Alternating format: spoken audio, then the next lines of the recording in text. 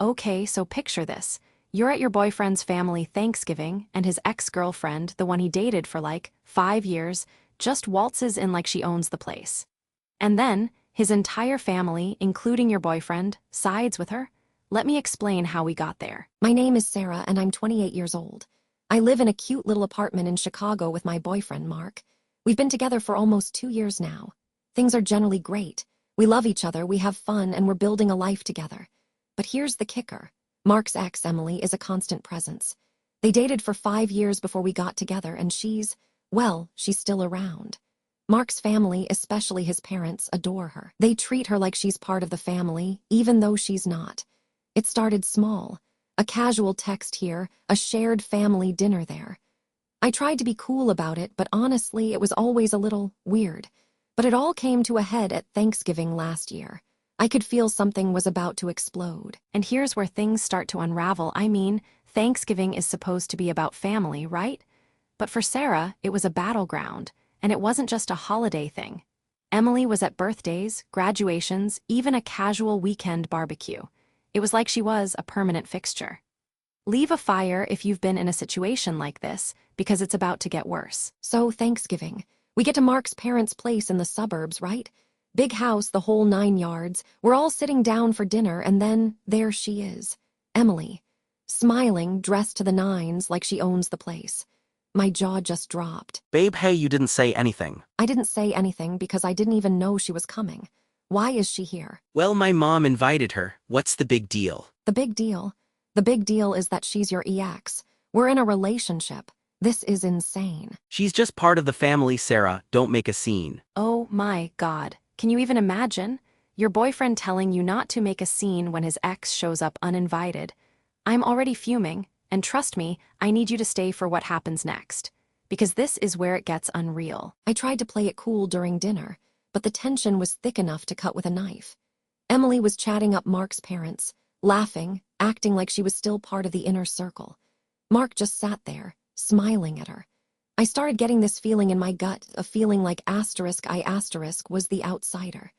Later that evening, after everyone had eaten way too much, Mark and I were alone in the kitchen, and I finally lost it. Seriously, Mark, you can't see how weird this is. What are you talking about? It's fine. Emily's great. Great. She's your ex-girlfriend. She's everywhere.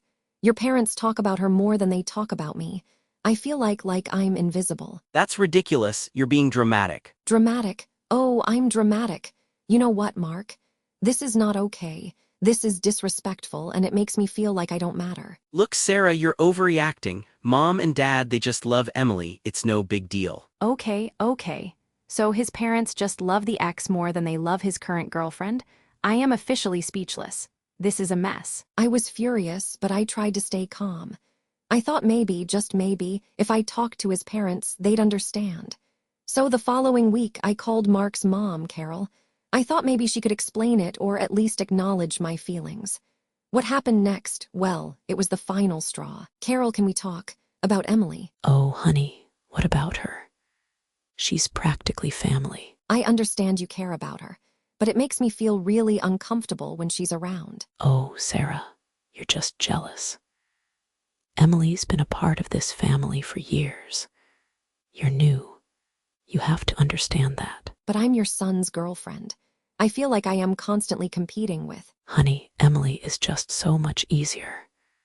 You know. I can't believe this. Emily is just so much easier. I am literally screaming into my microphone right now. Okay, this is messed up. I was stunned. I couldn't even speak for a moment. Easier? I started dating Mark way after Emily. I was trying to be nice, trying to be friendly, but obviously it wasn't working. After I hung up, I felt completely defeated. I told Mark everything, and, well, that didn't go well either. You talked to my mom about this. Yes, Mark, I did. I needed someone to understand. She's just being nice, Sarah. You're reading into it. You're always causing drama. Causing drama? I'm trying to have a conversation about my feelings. Your family doesn't even see how this is affecting me. Your parents basically told me that I'm not as good as Emily. You're being ridiculous. Just drop it. You know what? No, I'm not dropping it. Well, maybe you should. Okay, this is so messed up. I mean, Mark is clearly choosing his family and his ex over Sarah. The level of disrespect is off the charts. And it sounds like this is more than just a family thing.